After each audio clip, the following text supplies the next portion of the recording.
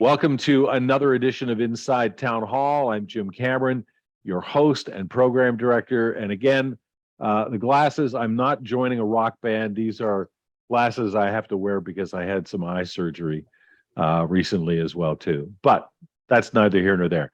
We're joined today on the program by Lori Bora, who is the chairman of the Parks and Rec Commission. Welcome to Inside Town Hall. Thank you for having me, Jim. Appreciate Absolutely. being here. Let's talk a little bit about your background first. How long you've lived in town, what it was that got you interested in Parks and Rec, and you've been on a number of other boards before as well.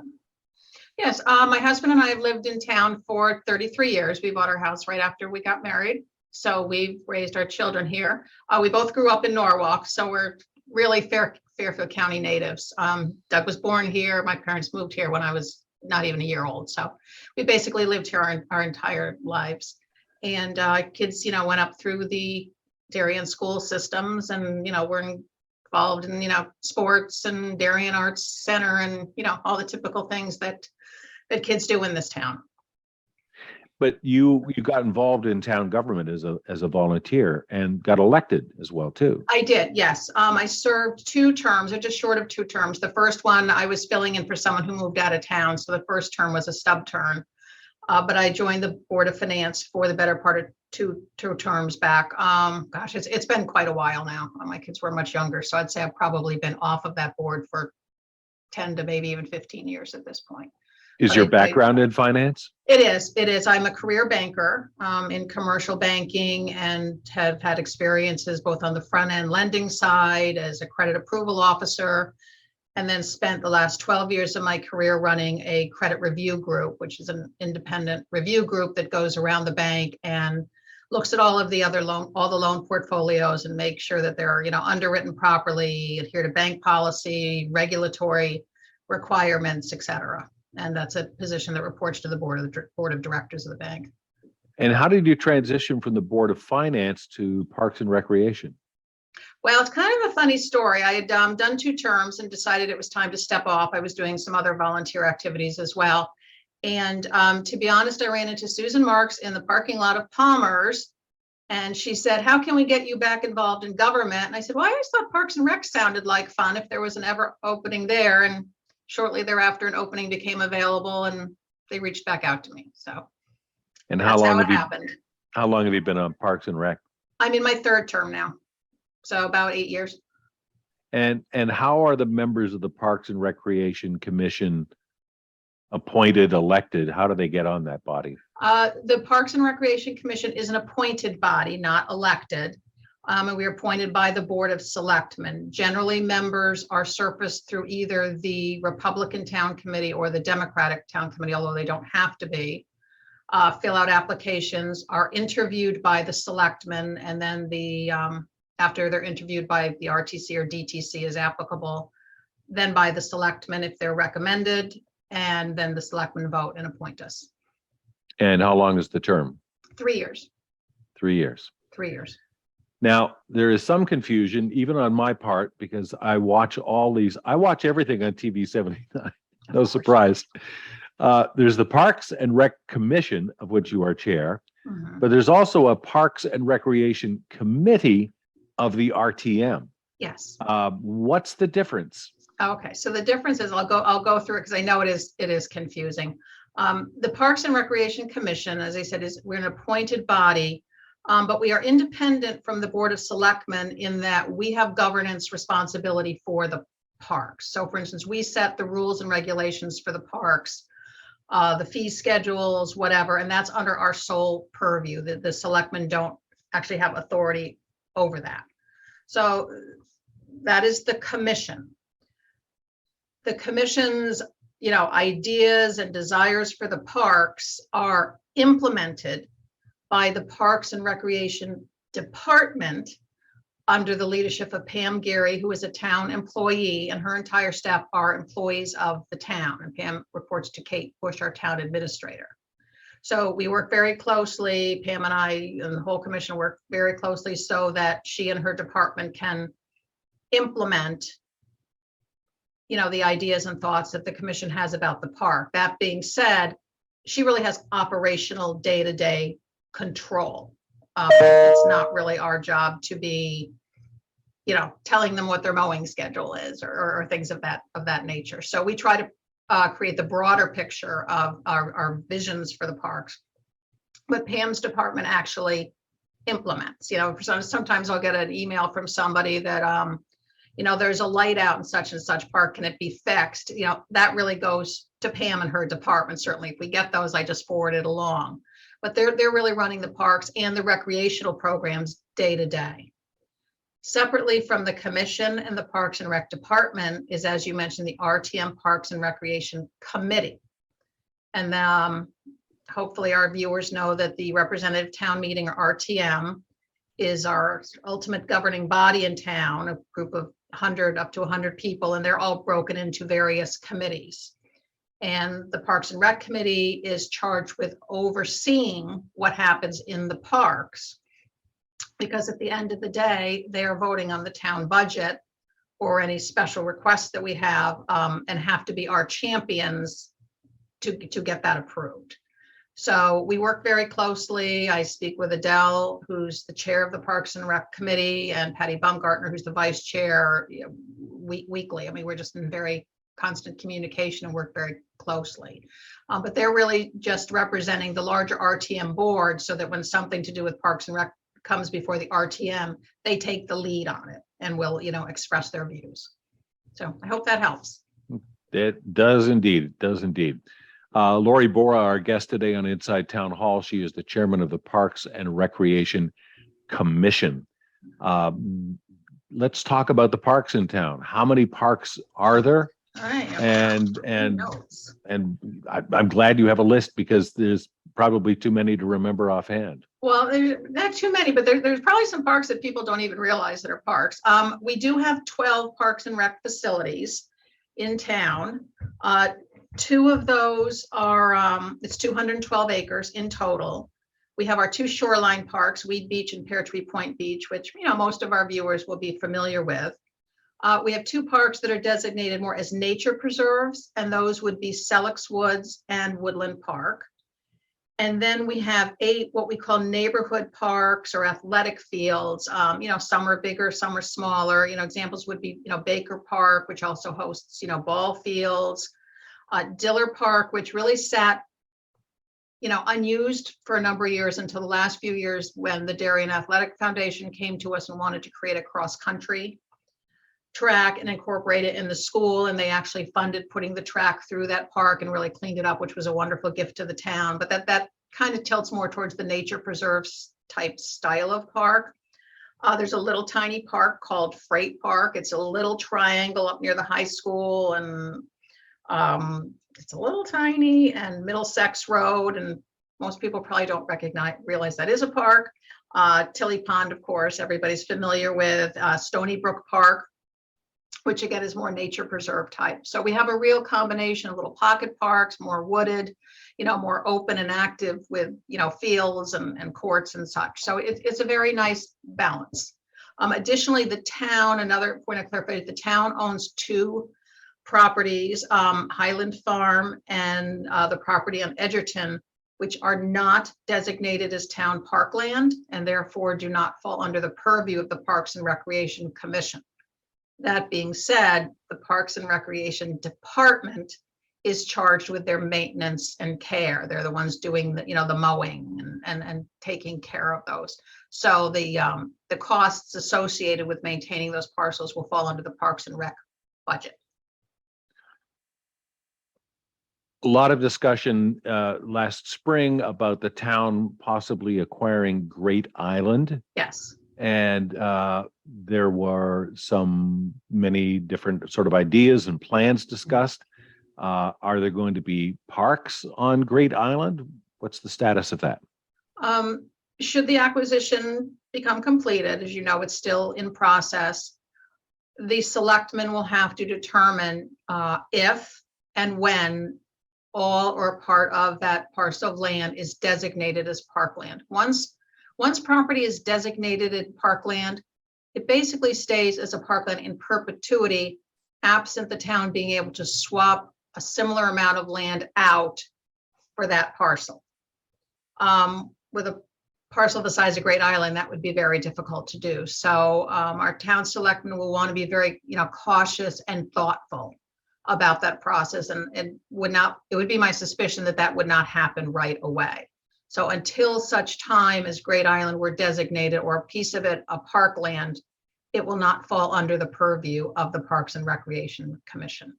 That being said, as the discussions were going on this, early spring and summer, we were absolutely engaged by the selectmen because they wanted the commission to weigh in, talk about, the different types of programs and services and amenities that our townspeople are looking for, based on information from the Parks Master Plan and whatever. So I expect we will be real, partners in the process, but it will not necessarily, and certainly not immediately, fall under our control, so to speak. You mentioned a Parks Master Plan. What is that? We last completed the Parks Master Plan in 2018 with the assistance of an outside firm, Weston and Sampson, who specializes in this. And they worked with us to come forward and really analyze all of our parks in terms of, what do we have, what condition it is, what amenities do we offer now. They provided a lot of information on sort of, what's trending in Parks and Recreation in terms of what, people want today. And then there were townwide surveys where we were able to get information from our townspeople as to what they, how they felt about our parks and what they were looking for. And then from that, conceptual designs were drawn for each of the parks with, recommended improvements. It wasn't like this is absolutely going to happen at this park, but it was like, this is what could go here, or this is, how we would recommend you spread things out or whatever, because, they look at what amenities were in various parks versus the geography. Our parks tend to be really skewed towards the southern half of town, actually.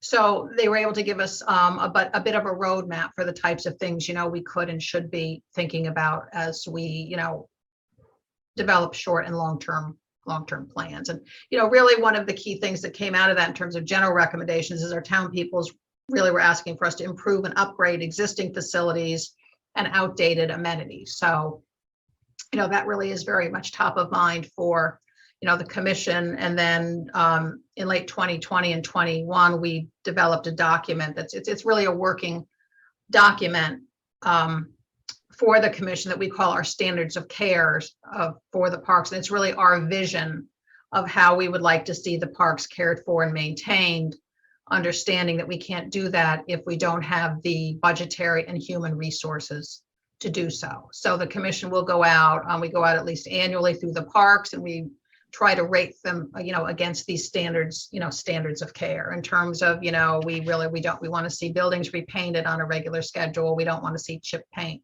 We want to make sure that, the buildings we have are clean. We want to make sure that, areas that are manicured look manicured.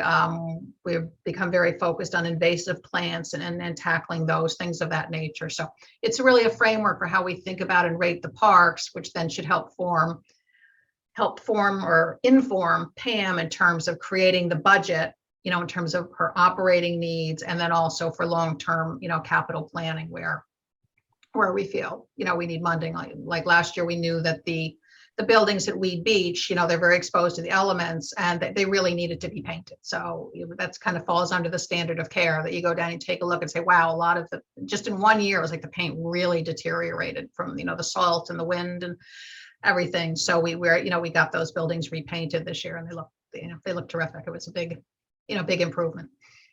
So you have control of the parks, but not control of the purse strings that help pay for the parks. Correct. The commission will work with Pam. We're going, starting to gear up for budget season. Pam will develop a preliminary budget. We'll spend 2 or 3 meetings, the October, November, December cycle, working with her on the budget. We will vote on our support of her budget, but then that budget will go first to Kate Bush, then to the selectmen, then to the Board of Finance, and then ultimately the RTM, all who have a say on, how much of the requested budget gets approved. And, having served on the Board of Finance, there's always a lot of competing priorities. So we will not necessarily get all the funding dollars that we would like. So we try to prioritize as well, and really use these standards of care now to say, what's really important when you get back to the theory that, one of the key things the townspeople say is, we just want our parks to look good and function well and not feel tired and old. How do we accomplish that within the resources that we have? How does Darien compare to similar towns of our size in terms of the number of parks, the variety of parks that we offer residents? It's all over the place. We frequently hear a lot of, comparisons to Waveney. People say, if you go up to Waveney, it's got this, it's got that. That's in New Canaan. In New Canaan, I think the acreage of Waveney may be as much as all of our parks combined. Certainly we hear about, for instance, a lot about Todd's Point down in Greenwich, Westport. So I think acreage wise, although I can't, I don't have the exact numbers, I think we may be a little bit on the light side in terms of, the amount of parkland that we have. We all hear that, Darien is really, really built out, and that's where Great Island will really help us in terms of open space, whether it's and recreational space, whether it's designated parkland or not. But each town has its kind of unique attributes in terms of what its parks offer. Lori Bora, our guest today on Inside Town Hall, she is the chairman of the Parks and Recreation Commission. One of the things that Darien has that New Canaan does not have, actually, we have two of them, beaches, and they are spectacular beaches. They are. Let's take them one at a time. Pear Tree Beach, which is quiet and secluded and doesn't have a huge playground. It's really, a little different than Weed Beach, but you've just completed a survey of residents about what their ideas are for Pear Tree Beach. And I know you're still accumulating the results, but what kind of, what are you looking for in that survey? Well, we wanted to really refresh and get more specific opinions on that beach. When you think about the questionnaires and such that we did back in the master plan in 2018, it was more generic to the whole town. So this was more targeted at Pear Tree. It's a unique piece of property. It has the two beaches, what we call the South Beach, which faces out towards most of the boats and Long Island Sound, and then the West Beach, which really runs along the river. It's a very challenging parcel in that at high tide, West Beach almost disappears, and with supermoons and other tides, it completely disappears and water is well into the parking lot. I've had an instance where my husband had to back out the car so that I could get in without getting the nice shoes ruined. And so it is definitely more exposed. It's not a particularly big park, and although it's a town property, that is where our town boat ramp is. So individuals who buy permits to launch their boats there need parking for not only their car then, but their boat trailer. And of course, the boat club access is through the park as well. So members who use the boat club need to park in that parking lot as well. So, that puts some space demands on the parcel. So it limits really how much we can do there in terms of, that's why I say there's no playground. There really would not be much space to put it, things of that nature. So we had excellent response to the survey questionnaire. We had about 2,800 responses, which the third party firm we work with, Noble House, said was a very, very high and good response rate. And we were very pleased that not only did people use the sliding scale, so we would ask a question, how satisfied are you with?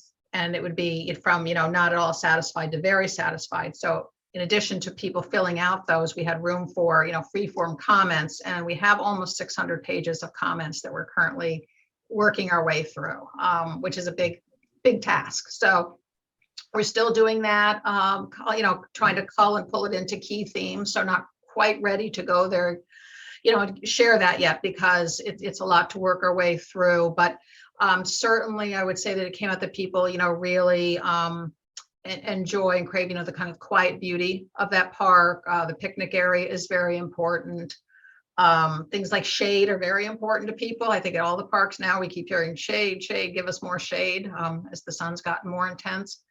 And the theme I mentioned, that just people sort of want upgraded facilities, they're a little bit more modern, clean, et cetera. I would say that really, came through as something people desire. A lot of people took the time to comment on either Weed Beach or even other parks in town too. Some people are like, oh, as long as I'm answering. So we got some input there as well. So it's a unique little parcel. It's challenged because it is in a flood zone. So any changes we make, we need to comply with FEMA, but federal flood regulations. We do have an application now with Connecticut Deep. Part of the project that we're talking about is to actually raise the parking lot a bit to address the potential or address the flooding that we do have there. I mean, I've certainly seen instances where there's literally waves crashing over the guardhouse in severe storms. It took a long time to get the application assembled because there were many sub-steps that had to be taken to complete the application. Took the better part of 2 years during the pandemic. It was recently submitted, and we understand that CTD can take 6 to 9 months, possibly, before we'll know whether they would approve that project or not. And then the approval is good for a while, and the town will decide, if they wish to proceed. But we need that approval first. Pear Tree, unlike Weed Beach, also has a number of neighbors that almost directly abut on the edge of the park. How have they been engaging in the destiny of that park? Certainly, we had many, meetings where we heard from, neighbors and other townspeople about their views, concerning the park and what they would like to see or not see. Traffic is always a concern, of anybody who lives on a street that abuts a park. Pear Tree Point Road is particularly narrow. There's no sidewalk, no room for a sidewalk. So, we definitely, heard from them in the current working committee that's assembling these results, and we'll think about making a recommendation. The commission do have neighbor representatives as part of the committee. The other beach is Weed Beach, and it's quite different in feel. There are the paddle courts there. There's the warming hut, not a warming hut. It's a beautiful building. Wonderful room. And the beach house itself, the changing rooms, etc., were redone. How many years ago was that? Oh gosh, I would say 10 to 12 at least. Right. At But least, yes. it's a gorgeous looking beach, and the playground on the Sound is there as well. So it's a different kind of demographic. It's much more perhaps family oriented than Pear Tree is. It's much livelier, It's much livelier. I took yoga there this morning in the pavilion, which is delightful. And yes, you're right. We have the paddle tennis courts and the hut, which are very actively used. In fact, we just heard from Jim Coughlin that he just did the annual process where people apply for seasons slots, where like they play every Wednesday night or every Thursday night or whatever. And he said they had the most applications ever by like a long shot. So very, very popular that. And then the use of the paddle hut is, fabulous. Are they playing pickleball down there as well? No pickleball yet. No, that's only at Cherry Lawn. But we also have 2 sets of tennis courts in the front and in the back. As you mentioned, we have the fabulous playground, the pavilion, which people really enjoy, having that shade structure with, the snack bar availability. The park is used very actively in the summer by a lot of the town summer camps, the youth commission, the YMCA. So saw lots and lots of children down there this summer. And then also through a third party during the summer, we have the rental of kayaks and stand-up paddle boards. So you're right, there's a fitness loop that people can use. And then of course, there's the big picnic area all the way over to one side, which gets rented out for group picnics, but then otherwise people can go use on their own. And then also Darien Junior Sailing runs its program out of Weed Beach in the summer as well. So yes, Weed Beach is a much, much more active park. There was also acquisition of a piece of land next to Weed Beach that you're working to incorporate into the beach or the park itself. Yes. What's involved with that? Well, we've looked at a variety of designs over the last few years. Our vision was, as part of it, to create a walking loop, which would really incorporate the entire park, which is something from the master plan that people also are looking for in their parks, are walking paths. And unfortunately, right now, costs have really gone up since the pandemic. I'm sure our viewers are very aware of that. And right now, we're working with Weston and Sampson again, putting the fine points on a little bit of a more scaled back plan to really just get that section incorporated. The Parks and Recreation staff was able to open up a section of it. If you go down there, there's a few picnic tables and grass about a quarter to a third of an acre. But there's a big dip, and then there's some wetlands, and then some invasives. So you can't go directly from that grassy area to the beach. So our hope is to really fill that area and remediate the wetlands, because there are such things as not good wetlands, and then move them and have more high quality wetlands and have a bit of a walking loop. But we think we can get the grassy area up to closer to an acre, and then direct access down to the beach, which would really expand the whole length of beach available to our community, which would be great, especially as we have many apartments coming online in town. These are folks who don't have backyards, et cetera. So we expect the demand on all of the parks and the beaches will be greater. So to be able to, lengthen that beach and have a really nice big picnic area, hopefully we can get some shade or shade structures in there, we think will be great amenity. So we're putting the final touches on that. The working group or committee, they'll be making a recommendation to the commission, and then we would have to go through the process of getting funds allocated. But we would very much like to see that parcel really get fully incorporated in the park and really usable, because it's real pretty back there, and it's just a lot more land that the townspeople could be taking advantage of. In addition to the Weed Beach Meadow and Trail Working Group, you have another working group that's working on the issue of invasives. What are invasives? Invasives. I've learned a lot about invasives in the last year or two, and I really want to credit some of our townspeople, Laura Mosier in particular, who was introduced to me by Jenny Schwartz. She's a Yukon Master Gardener, and had become increasingly concerned as she goes around town, not just with the parks, but school properties and people's homes or whatever, about all of the invasive plants. And invasives can be both plants and bugs and things, insects, that are really taking hold very extensively in Darien. And some of these are plants that were introduced into town consciously in the 50s and 60s, because they were plants that people thought were pretty or this or that, and didn't know that they can be harmful. And what's certainly happened in the parks and on the school grounds is that many of these invasives are taking over our native plants to the extent that they really threaten killing them. And this includes a lot of our trees. And we all talk more about the importance of the tree canopy now. So we've really started focusing on how we can start to tackle the invasive plants. But it's quite a big challenge, and it's going to be very expensive. Some of our listeners may have heard about the spotted lanternfly, which is a particular kind of bug that's working its way into this area that can kill trees. It just sort of bores into trees and can kill a lot of our native trees pretty quickly. And there's a particular species of tree called the tree of heaven, which sounds nice, but we have them around town, and kind of midsummer, they get almost these like little orange pods or flowers.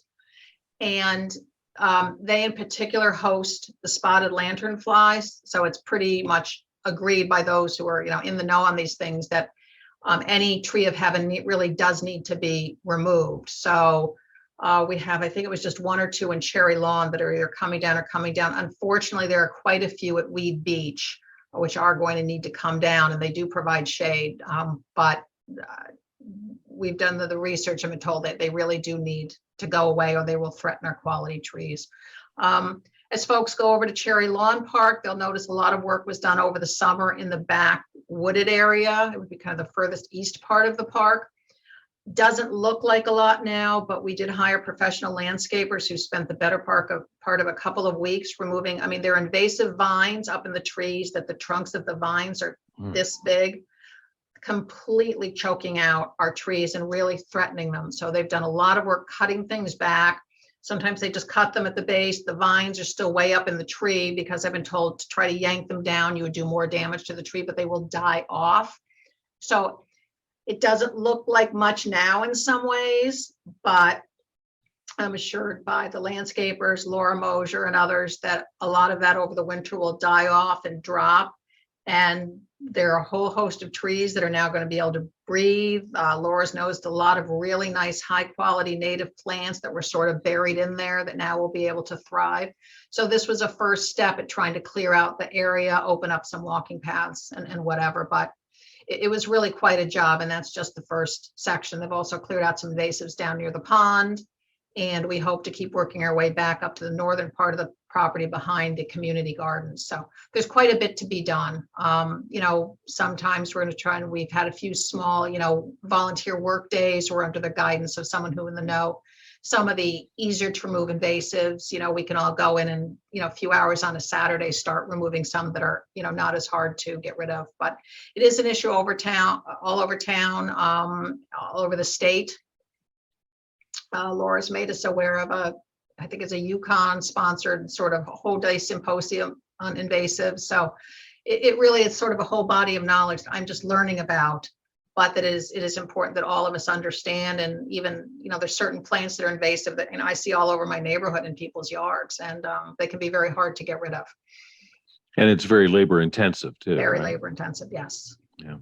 Yeah. You also have another working group on playgrounds. Yes. What's going on with those? Oh, well, very happily, the Parks and Recreation Department was awarded a nice chunk of money out of the ARPA funds that Darien received, and 3 playgrounds have been earmarked for full replacement. While they're nice playgrounds now, just like almost anything else, different types of playground equipment becomes, in vogue over the years. There's newer and better and more fun. And we are going to start with McGuan Park. That was on our radar anyway to be replaced, because that is our one fully accessible playground in town and has these large black like tile surfaces that help make that playground accessible. But they were starting to deteriorate. We knew they were due for replacement anyway. So the plan is that entire playground structure will be coming down probably late this fall or early winter. And then the new and a completely new playground will be installed in the spring, which we're really excited about. That park has a lot of children in it because of the baseball fields, and, we all have one child playing, and then the siblings, can go off and use the playgrounds and such.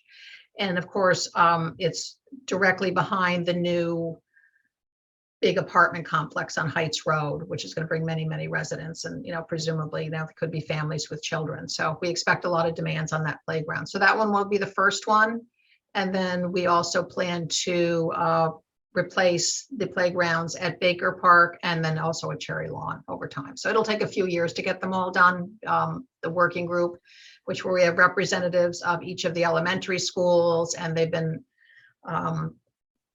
received proposals from various playground companies, and they're starting to sort through those so they can make their selection on, the best playground design and vendor for each of the playgrounds. So it's really exciting that we're going to have some really nice new playgrounds over the next few years. And all of the meetings of those working groups you will find on the TV 79 website if you're interested in doing a deep dive.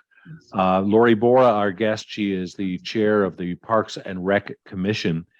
Let's talk about access to these parks, because we speak in Darien somewhat jealously and competitively about our friends up in New Canaan and Waveney, which is this huge park with it was a gift to the town, I believe, with a mansion and parks, and there's a small theater there and baseball fields, etc. And then in contrast, you've got Todd's Point, which is in Greenwich. Waveney is open to anybody. You can just drive in there. But Todd's Point, you have to have proof of residence. And with our beaches as well, too, you have to have a beach sticker. What's the idea behind limiting access to our beaches as opposed to our parks? But to clarify, all of Darien's parks are open, completely open to anybody. They are public parks. And it doesn't mean the public is just Darien, it means the public, period. And just as, as you said, many Darien residents enjoy using Waveney. My husband and I, travel a lot and did travel a lot this summer and, access public parks and many different communities that we visited along the way. So our parks are very much public parks and we want them to be available to all and inclusive. There are many people from other towns who come over and use our wonderful pickleball courts at Cherry Lawn right now. Mm-hmm. The distinguishing point is that during the summer months, we do charge for parking at Weed Beach and Pear Tree, because it is a limited resource effectively. And that is pretty typical and standard with all of our neighboring communities up and down the Connecticut shoreline. So anybody can walk or bike into Pear Tree and Weed, the beaches. Anybody can just walk on right in. Many people will park up at Hinley School and just, walk on down. I see folks with trailers, they've got the wagons, the chair backpacks or whatever. Completely open and accessible, but we do charge for the parking. A parking pass is available to town residents at, for an annual fee, which is currently $53, which includes parking tax, which the state implemented a few years ago. And for non-town residents, we charge on a daily basis of $53. And while that does sound like a lot, typically if a car comes in, there's going to be between 4 and 6 people in that car. So you're thinking maybe it's, it's about, $10 per person per day. I mean, that's, less than going to a movie. And certainly if you go to Weed Beach, you have the snack bar, a nice shade pavilion, a playground, bathroom, showers, a lot of amenities and, the access to the stand-up paddle or whatever. So it really is, for parking control. The topic does come up in the state legislature from time to time, more about, sort of what the disparate fees are and the appropriateness of those. We do feel that it helps offset the cost to run the beach. We have lifeguards in the summer, maintenance goes to pretty much, you have to have daily cleaning, et cetera. So, but the parks are fully accessible. People take Ubers and will, get dropped off at the front gate and walk in. And anybody can come into our beaches. Mm-hmm. And if you're over age 65 and a Darien resident, you get a free beach Yes, you do. sticker. Yes, you do. And a free dump sticker as well, too. Yes, you do. How do I know this? Same way I know it. Food trucks. I know that there's been a lot of problems with some of the vendors that have tried to use the snack bars at our beaches. Mm-hmm. Hasn't been enough traffic for them. They haven't been able to make enough money. And I think one of the things you asked about on your Pear Tree survey was, how about the idea of food trucks? Is that an alternative that you're looking at? I'm not sure, and I'll tell you why. First, I would say that we've had a new vendor at Weed Beach for the last 2 summers, and she's done well. She's had very good traffic, and she's done very well. Pear Tree has been more challenging, and that's one of the things we're trying to get our arms around from the survey responses. And that's where, having read a lot of them myself, we're really trying to delve into what people are telling us here. But generally speaking, there just doesn't seem to be enough traffic at Pear Tree to make it profitable.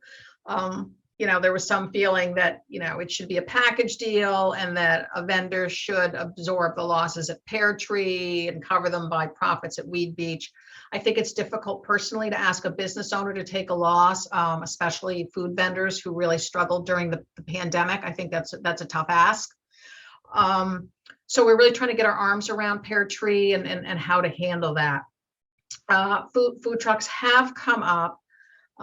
Interestingly, what I've learned through Jeremy Ginsburg is that there is guidance in town about food trucks. I have a copy of it, not right at my fingertips, but that essentially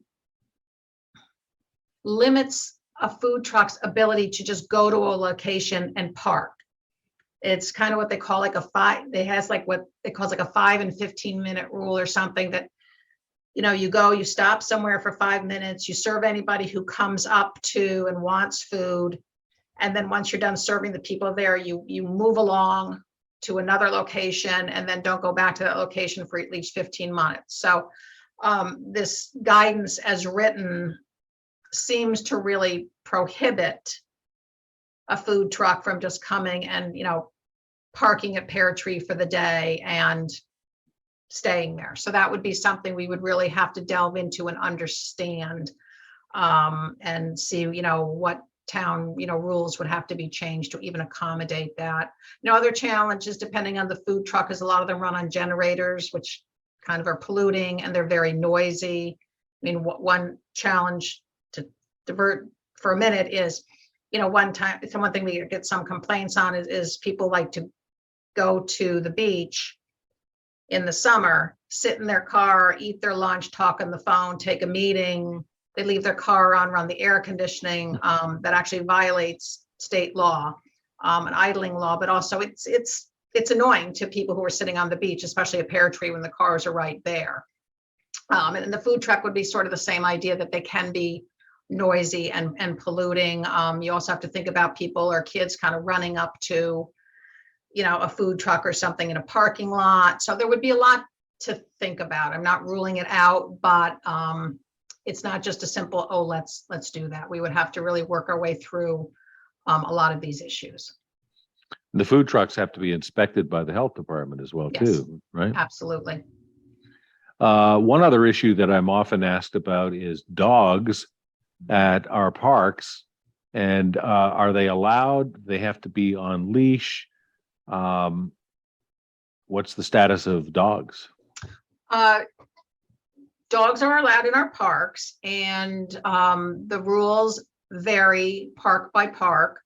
We did recognize and get some feedback a few years ago that, you really had to dig into the park's formal kind of rules and regulations to find out what was allowed. So we had a working group that put together almost like a cheat sheet, which is posted on the town website under Parks and Rec, that really just lists park by park what the allowances are for dogs, whether it's always on leash, whether there's certain off-leash hours. At Weed Beach, we've been running an off-leash program in the winter on certain parts of the park. So really encourage people to go to the website, look at the list, or print it out so that they really understand by park. There are no dogs allowed at Pear Tree anytime, all year round. Weed Beach, we've been having this, program, but just for part of the park. And, the challenge has really been, frankly, getting townspeople to follow the rules. Woodland Park were challenged. They're not supposed to be any dogs off leash at Woodland Park. And that's been a big challenge. People do let their dogs run off leash there. And,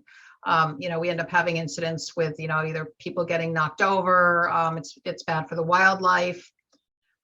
We've certainly had letters from people that they don't like to bring their children into Woodland anymore because there's so many dogs running and their children are afraid of the dogs. So, we really do ask people to try to, abide by those rules, but especially, for instance, in the nature preserves, it really affects the wildlife if we have dogs off leash. And I assume that dog owners are responsible for cleaning up after their dogs? Absolutely. And I think there are even plastic bag dispensers at some of the parks. Some of the parks have them, yeah. And sometimes we do run short, and that's really, it's a courtesy. I think it's something like a $20,000 line item every year in the town budget. But, we do ask that to the extent possible, people do bring their own pickup bags. Great. Lori Bora, our guest today, she is the chair of the Parks and Recreation Commission. Anything else you want to add before we wrap up, as if we haven't talked about enough here?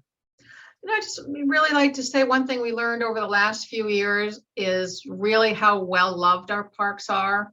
And, certainly during the pandemic, the use of the parks really mushroomed, but it helped people rediscover the parks. And now we see that just the usage and the activities really picked up, which is wonderful. So we really have beautiful parks. I know personally, I tend to look at them, with a critical eye, because I think that's kind of my job. But we really do have lovely parks, and I encourage people to get out and explore them. I think we all tend to have our favorite park, and I won't say which mine is. But it's really, I encourage folks to get out and really explore the different parks. Our new residents, especially folks with children, if you haven't been to Selleck's Wood and the abutting Dunlap's Woods, which is owned by the Darien Land Trust, take your kids for a hike there.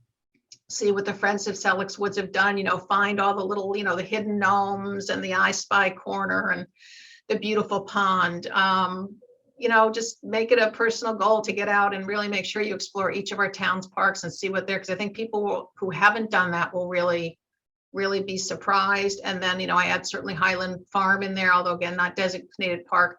That's a wonderful amenity. There's a wonderful big walking trail. A lot of people are using it to take their smaller children to learn to ride bikes because it's a nice wide path that they can, try out their skills.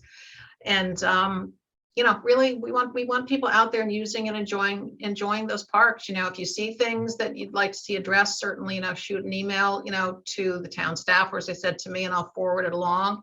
We do want to hear from people, but we're blessed with a lot of really nice amenities. And I encourage people to really take advantage of what's, truly in their own backyard, because I don't think people do that as much. Go find Diller Park. I mean, a lot of people are like, oh, where's Diller Park? It's a lovely walking trail that was gifted to us. So I think that would be my message.